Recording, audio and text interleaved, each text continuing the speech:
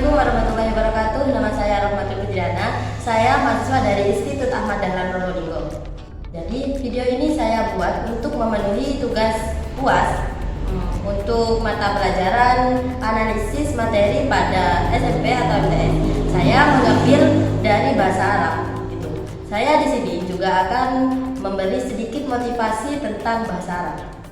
Jadi kenapa harus bahasa Arab saya memilih? Karena salah satunya bahasa Arab yaitu bahasa Al-Quran, bahasa ahli surga. Jadi di surga itu tidak ada bahasa lain selain bahasa Arab. Jadi apa salahnya sebelum kita masuk surga ya? Sebelum kita masuk surga apa salahnya kita itu mempelajari bahasa surganya dulu. Seperti itu. Assalamualaikum warahmatullahi wabarakatuh. Jadi yang pertama kita akan membahas tentang salah satu materi bahasa Arab semester belajar, yaitu tentang jumlah isinya dan jumlah fi'ilnya. Jadi langsung saja ya. Ketika kita membuat bahasa Arab siswa laki-laki itu pulang,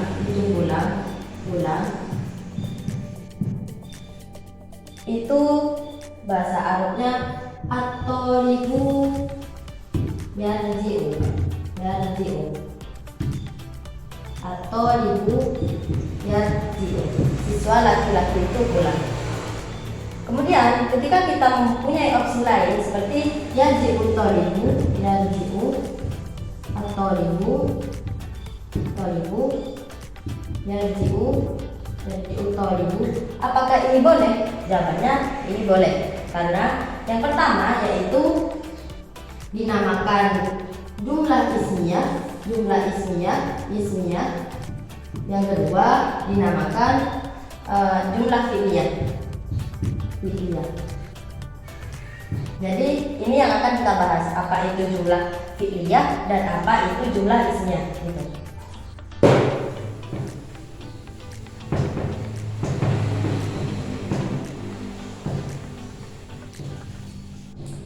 Nah, sekarang langsung saja ke materinya. Kita akan membahas tentang al-jumlah. Jumlah dalam bahasa Indonesia itu adalah kalimat.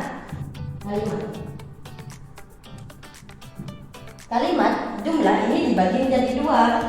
Ada yang namanya jumlah ismiyah. Ada yang namanya jumlah fi'liyah. Apa itu jumlah ismiyah? Yaitu jumlah yang diawali oleh isim atau kata benda.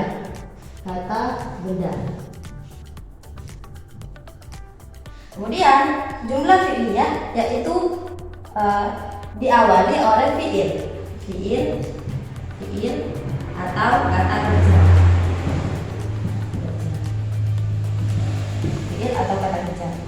Jadi tadi contohnya untuk jumlah ismiyah at-thalibu yarji'u.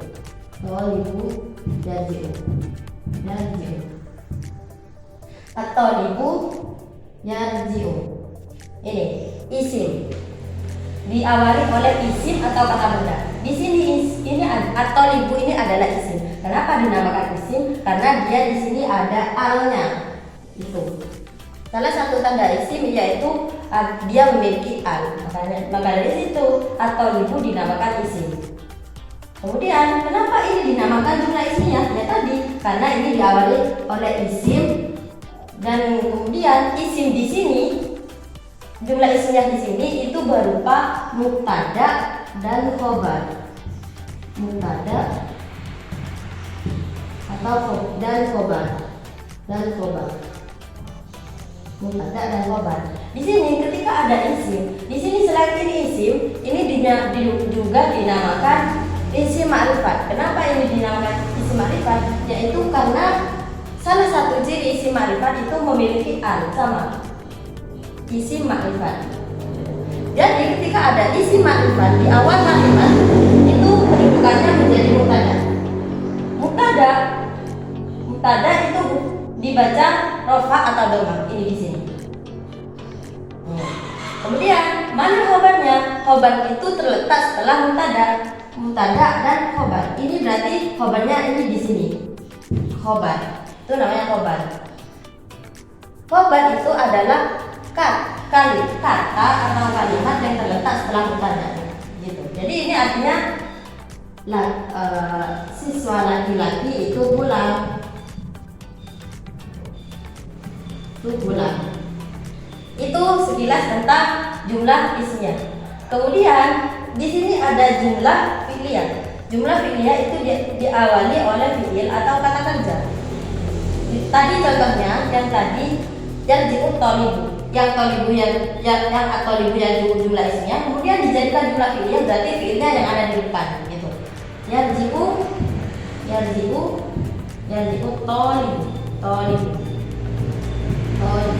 Jadi yarji'u thalibu. Mana fi'ilnya? Ini namanya fi'il. Ini fi'il mudhari dan ini sudah dibahas ya. Sudah dibahas di kelas 7. Yarji'u thalibu. Ini adalah fi'il.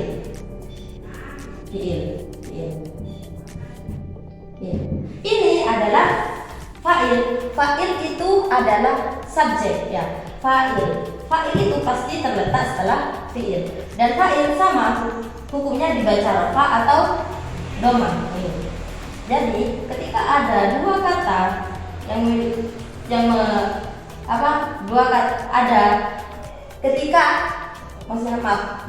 ketika kita membuat bahasa Arabnya siswa laki-laki itu pulang,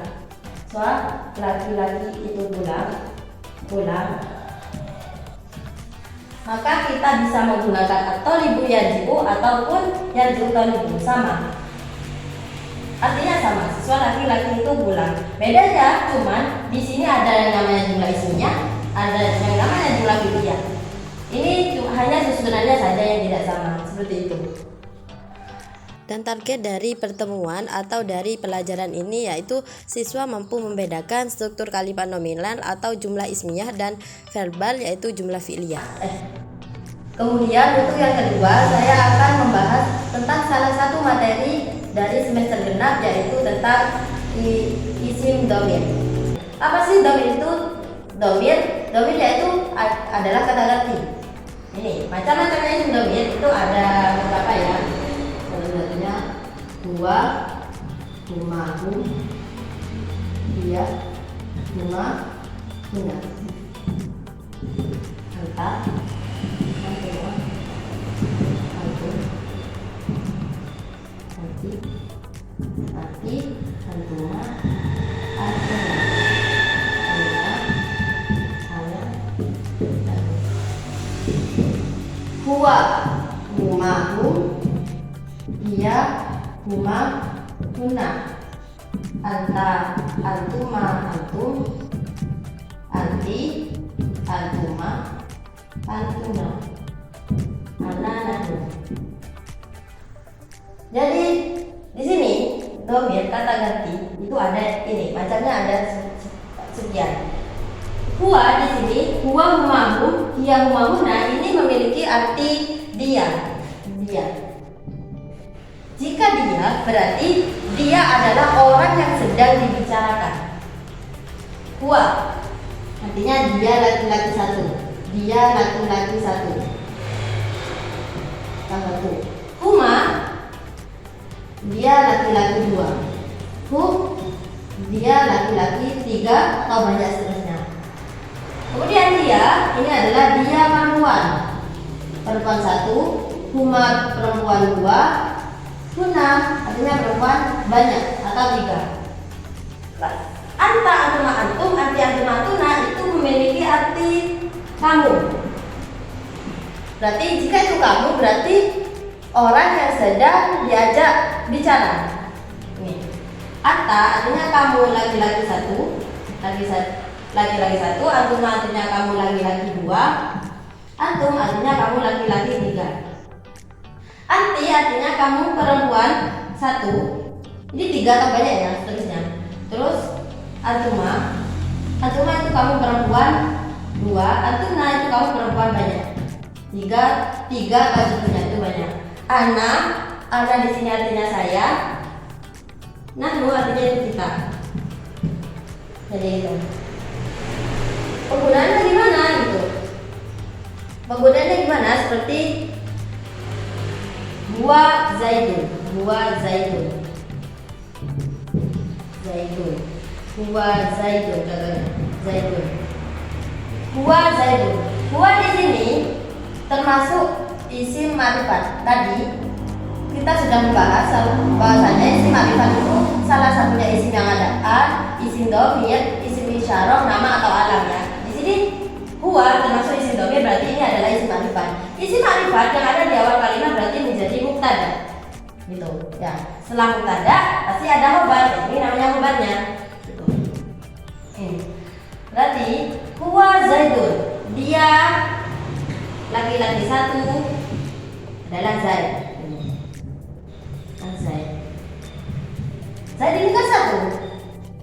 Huwa ini dia laki-laki satu. Ini Zaid. Zaid ini satu di sini. Berarti huwa Zaidun, dia laki-laki satu, Zaid. Gitu.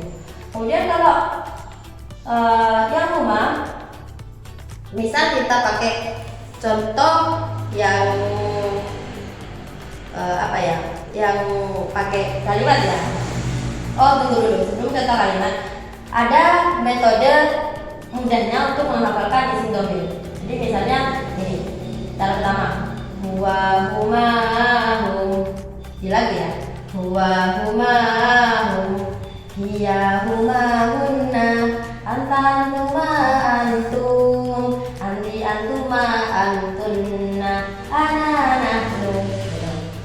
Atau bisa gini, huwa huma hum, dia laki-laki satu dua banyak, dia humauna, dia perempuan satu dua banyak, anta antuma antum, kamu laki-laki satu dua banyak, anti antuma antunna, kamu perempuan satu dua banyak, anak itu saya, nahnu itu kita, gitu. Atau juga bisa langsung atau juga bisa huwa humahu, dia humauna, tanpa antum, dia antuma antuna, anak-anakmu. Juga bisa. Terserah mau pakai seperti apa cara menghafalnya. Gitu. Jadi bagus ya, sudah paham ya, sampai sini sudah paham apa itu dhamir.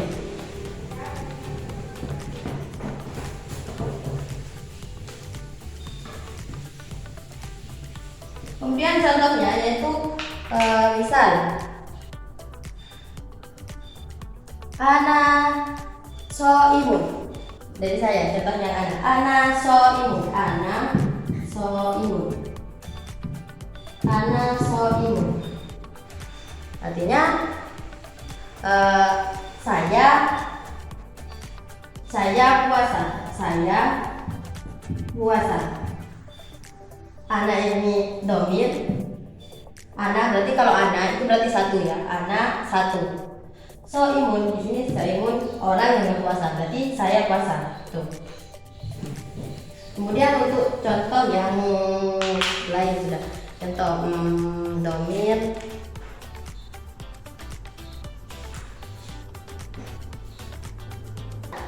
Kita langsung ke contoh.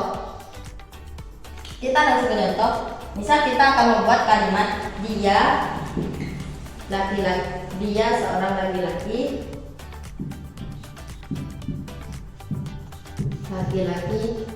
berdiri. Dia seorang laki-laki, berarti dianya itu satu. Tadi bahasa Arabnya domir yang menunjukkan dia laki-laki satu itu adalah huwa. Berdiri bahasa Arabnya itu qaimun. Jadi huwa qaimun, dia seorang laki-laki berdiri, gitu. Kemudian kalau buat dia seorang perempuan,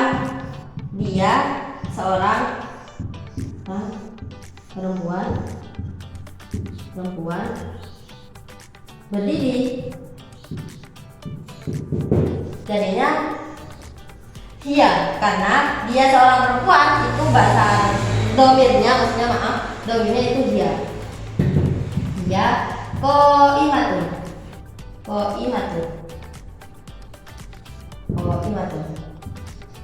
Dia qaimatun. Kenapa di sini cuma qaimun dan di sini qaimatun karena kalau perempuan itu namanya itu harus ada ta. Ya. Ya, perempuan berdiri. Kalau laki-laki tidak perlu ada ta gitu. Dan contoh lagi, misalnya mereka laki-laki berdiri. Mereka laki-laki berdiri.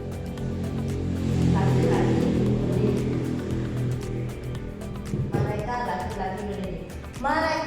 Mereka berarti kalau mereka itu adalah orang yang sedang diomongi, maksudnya yang sedang dibicarakan. Berarti mereka berarti dua hum, yang laki-laki satu dua banyak. Berarti di sana hum. Mereka laki-laki berdiri. Qaimun, apa maksudnya berdiri tadi? Bahasanya qaimun.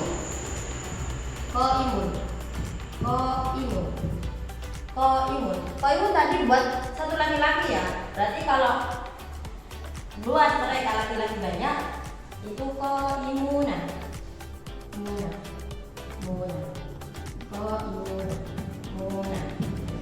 Karena antara domir sama antara mubtada, ini kan tadi mubtada khobar kan seperti itu. Antara mubtada sama khobarnya itu harus sama.